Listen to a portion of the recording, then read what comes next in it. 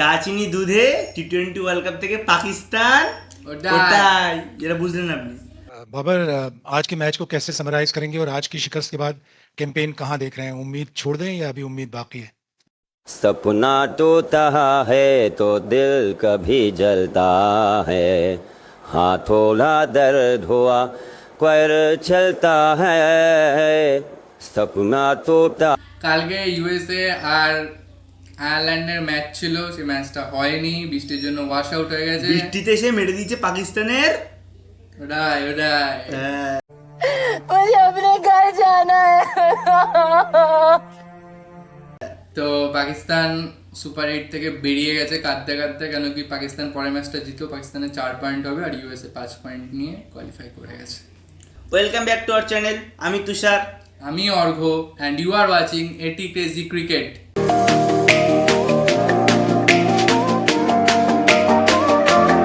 হ্যাঁ, সত্যি কথা বলতে গেলে এবারে টি20 ওয়ার্ল্ড কাপ থেকে দুটো বড় বিগেস্ট আপসেট আমরা দেখে নিয়েছি। একটা গ্রুপ থেকে নিউজিল্যান্ড বেরিয়ে গেছে, তাদের এখন একটা ম্যাচ বাকি আছে। পাকিস্তান বেরিয়ে গেছে, দুটো বড় বড় টিম বেরিয়ে গেছে টপ 8 থেকে। আর সত্যি কথা বলতে এখানে খুব খুশির বিষয় হচ্ছে আফগানিস্তান বা ইউএসের মধ্যে ছোটো টিমগুলো তারা যাকে নিজেদের ক্রিকেটকে উন্নত করেছে বা তারা যে ক্রিকেট খেলছে ভালো, সেই ক্রিকেট ভালো খেলার জন্যই তারা আজকে উঠেছে। আর সত্যি কথা বলতে গেলে যেরকম করে এই টিমগুলো ক্রিকেট খেলছে, ছোটো ছোটো টিমগুলো ক্রিকেট খেলছে, বা দেখতে গেলে স্কটল্যান্ডকেও দেখতে পাবেন, এত সুন্দর ক্রিকেট খেলেছে, তারা 5 পয়েন্টে রয়েছে। হয়তো সেদিনকে ইংল্যান্ডের বিরুদ্ধে যে খেলাটা হয়েছিল ওটা যদি না হতো, হয়তো ওটাও স্কটল্যান্ড জিতিয়ে, তখন তারা 10 ওভারে 90 রান করে দিয়েছিল, মানে 91 টার্গেট ছিল। ইংল্যান্ড তুলতেও পারতো, নাও পারতো, সেটা নো ডাউট আলাদা ব্যাপার, বাট ভালো খেলেছে। কিন্তু আমরা আজকে বাকি টিমকে সাইডে রেখে এই মেন ভিডিওটা, টপিক আমাদের পাকিস্তান। এই ভিডিওটা dedicate to Pakistan, Pakistan audience, Pakistan cricket fans, Pakistan মুল্ক, পাকিস্তান সাপোর্টার্স, পাকিস্তান সাপোর্টার্সের জন্য। তো ভিডিওটা শুরু করা যাক। আসি আমরা বড় কিং, পাকিস্তানের best player, world class captain Babar Azam. হাগু হাগু বিশ্বাস করুন, ওর মতো নোংরা জঘন্য থার্ড ক্লাস প্লেয়ার আমি দুনিয়ায় দেখিনি। কেন? জীবনে দেখিনি বড় ম্যাচে পারফর্ম করতে প্লেয়ারটাকে আমি। আর সব থেকে বড় কথা হচ্ছে প্লেয়ারটা পারফর্ম করে না ভাই, নিজের রান বানালে হয় না ভাই, টিমের রান বানাতে হয়। সব থেকে বড় কথা হচ্ছে যেটা আমি জেনে জানতে পারলাম বড় এক্সপার্টদের থেকে, সব থেকে বড় হচ্ছে যে কটা প্লেয়ার এখন খেলছে তার মধ্যে লুজিং কজে রান এসছে, তার মধ্যে তার 3 নম্বরে হাইয়েস্ট আছে বাবর আজম। আমি ভাই ওই এক্সপার্টটা বলেছিলাম ওকে। 3 নম্বর হাইয়েস্ট লুজিং কজে যে রান করে সেটা হচ্ছে বাবর আজম। তাহলে বুঝুন যে ও যখন টিমের জন্য রান করে সেটা টিমের কাছে মানে ভালোর থেকে বেশি ক্ষতি করে। এতটাই স্লো স্ট্রাইক রেট, 4000 রান করে ফেলেছে, 130-এর উপর স্ট্রাইক রেট যায়নি। Babar Azam Zimbabwe, Namibia, Papua New Guinea, Honolulu এইসব দেশের সাথে, চুন্টু পুন্টু মুন্টু দেশের সাথে রান করে। বড় দেশের বড় প্লেয়ার আসলে পরে পাকিস্তান বাবর আজম পায়খানা করে দেয়। টি20 ওয়ার্ল্ড কাপে প্রায় 22টা থেকে 23টা ম্যাচ খেলে ফেলেছে, যেমন 580 না 90 রান করেছে, রান এসে করেছে।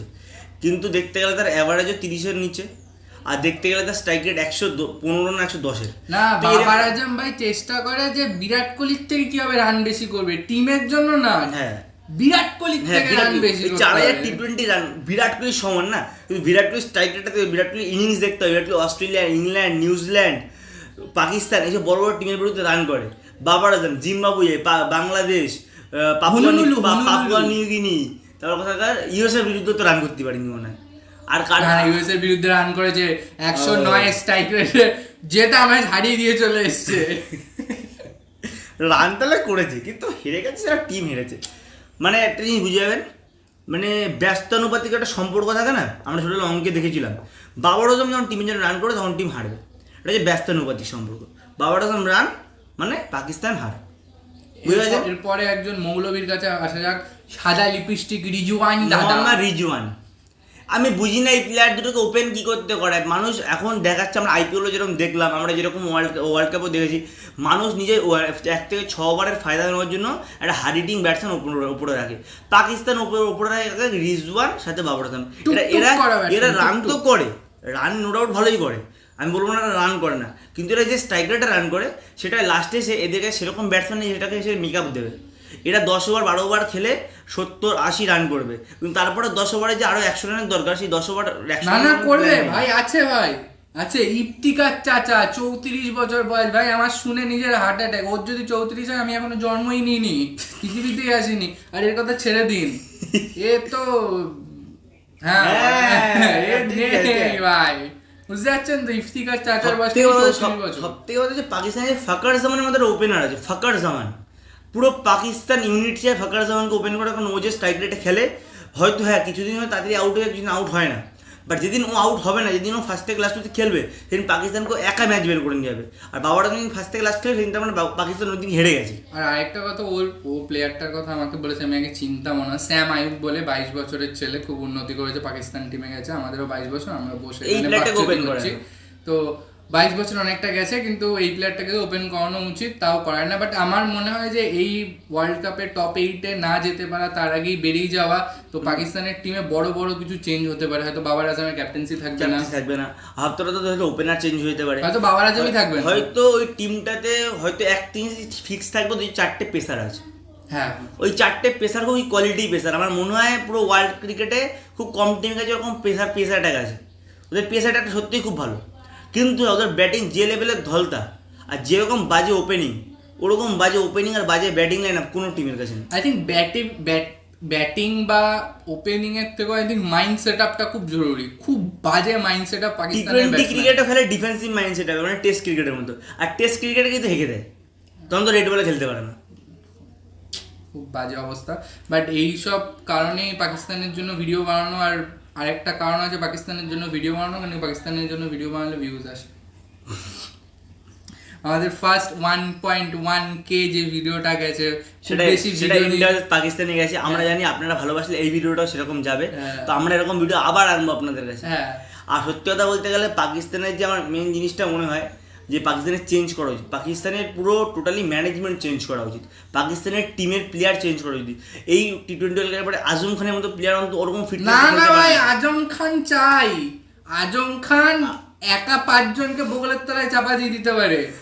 জানি আজম খানের চাপেই তো পাকিস্তান উঠতে পারলো না উপরে, এটাই তো মেন ফ্যাক্ট। আজম খান, উসমান খান, সবথেকে বড় হচ্ছে বাবার আজম, মোহাম্মদ রিজওয়ান, এই 4টে প্লেয়ারের যেরকম স্ট্রাইকাররা যেরকম খেলা, আমার ওই 4টে প্লেয়ার কোনো না কোনোভাবে টিম থেকে বসিয়ে অন্তত পক্ষে অন্য আরও অনেক প্লেয়ার আছে পাকিস্তানে যারা আন্ডার-19 খেলে উঠছে, বা তাদেরও ফার্স্ট ক্লাস ক্রিকেটে ভালো উন্নতি করছে, ট্যালেন্ট আছে, সেরকম প্লেয়ারকে চান্স দিয়ে আমার মনে হয় অনেক বেশি উন্নতি করতে পারবে। বাট এরকম স্লো স্ট্রাইক রেটে নিজের রানের জন্য স্বার্থপরতার মতো ইনিংস খেলা, এগুলো কোনোভাবে একটা টিমকে জেতানোর তো লক্ষণ হতে পারে না।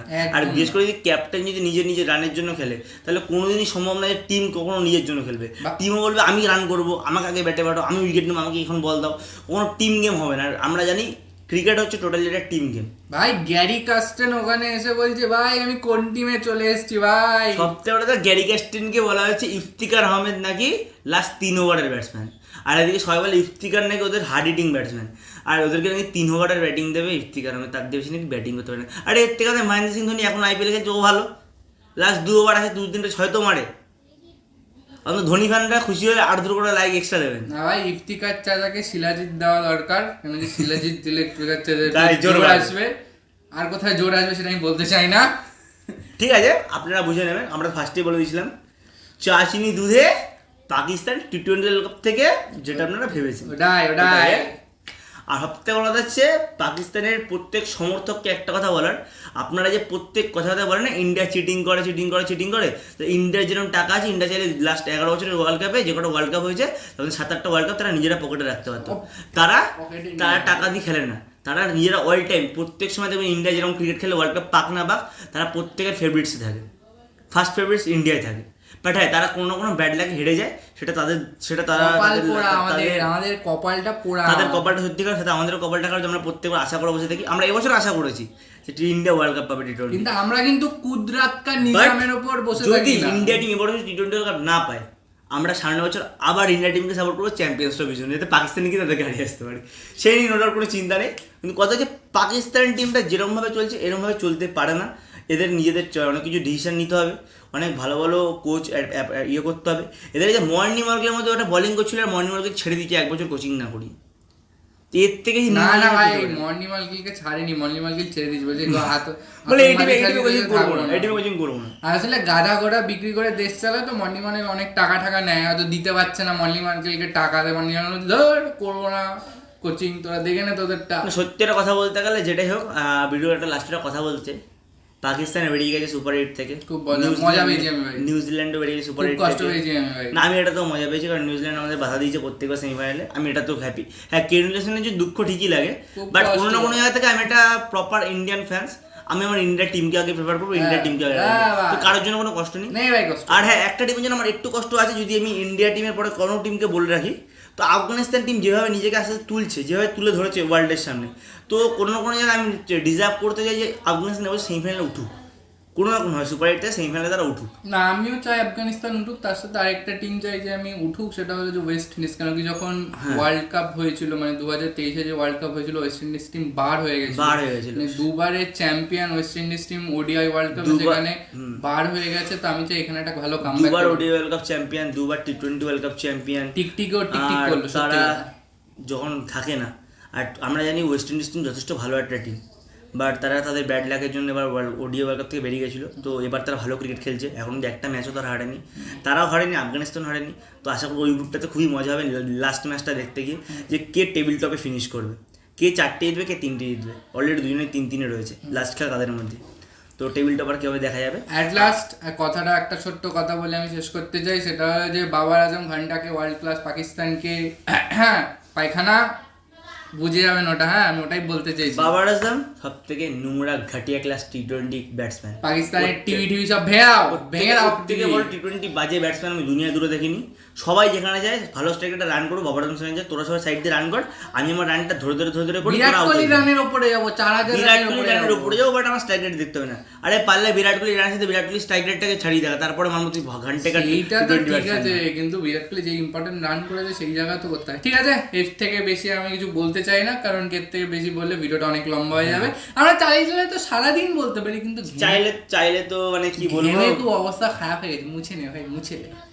চাইলে তো মানে অনেক কিছু বলা যেতে পারে। কষ্ট ভাই, খুব কষ্ট ভাই, কিন্তু ভাই মজা লাগছে ভাই। পাকিস্তান বেরিয়ে যেতে আমরা হেভি ভাই, দুজন আমরা যা হ্যাপি না আমরা বলে বোঝাতে পারবো না। ঠিক আছে, তাহলে এই ভিডিওটা এখানেই শেষ করছি। আর একটা জিনিস আমরা হ্যাপি হবো, বলবি আর একটা জিনিস আমরা হ্যাপি হবো, যদি বাংলাদেশও বেরিয়ে যায়। আমরা সেটার জন্যই বসে আছি, যদি নেদারল্যান্ড কোনোভাবে কোয়ালিফাই করানো যায়, আমরা মন্ত্রপাঠা শুরু করবো বাংলাদেশকে হারানোর এই তো জন্য। কিছুক্ষণ বাদে কালা জাদু শুরু করবো। বাংলাদেশকে যে করে ফোটাতে হবে, দুটো সবুজ টিমকে আমার বের করতে হবে। না আমি ভাই, দেখতে চাই বাংলাদেশের বাঘ। রাজ্যে সবুজ চলছে কিন্তু। ও না, রাজ্যের সবুজটা আলাদা, আমরা বাইরের কথা বলছি, ইন্টারন্যাশনাল কথা বলছি, পাকিস্তান আর বাংলাদেশ। ঠিক আছে, তো আজকে ভিডিওটা এখানে শেষ করি। আজকে ভিডিওটা আমরা এখানে শেষ করছি। প্লিজ ভিডিওটা দেখবেন, ভালো লাগলে লাইক করবেন, শেয়ার করবেন, সাবস্ক্রাইব করে দেবেন চ্যানেলটাকে নতুন আসলে, আর আমাদের সঙ্গে থাকুন, আমরা এরকম আরও ভিডিও নিয়ে আসবো। আর যদি আপনাদের কোনোরকম ভিডিও ভালো লাগে সেটা আপনারা কমেন্টে জানান, তাহলে আমরা একটা ভিডিও আপনারাও করবো। বলবেন যে পাকিস্তান বেরিয়ে গেছে আপনারা কতটা খুশি, তো আর আপনারাও বলে দেবেন একটা কমেন্টে, যারা ট্রু বিরাট কোহলি ফ্যান, যে আপনি বিরাট কোহলির ফ্যান না বাবার আজমের ফ্যান, কে বেশি ওয়ার্ল্ড ক্লাস, এই পোলো রেখে দেবো এটা কমেন্টে বলে দেবেন। ঠিক আছে, দেখা হচ্ছে নেক্সট দেখা হচ্ছে next ভিডিওতে। ভিডিওতে, টাটা। Bye bye.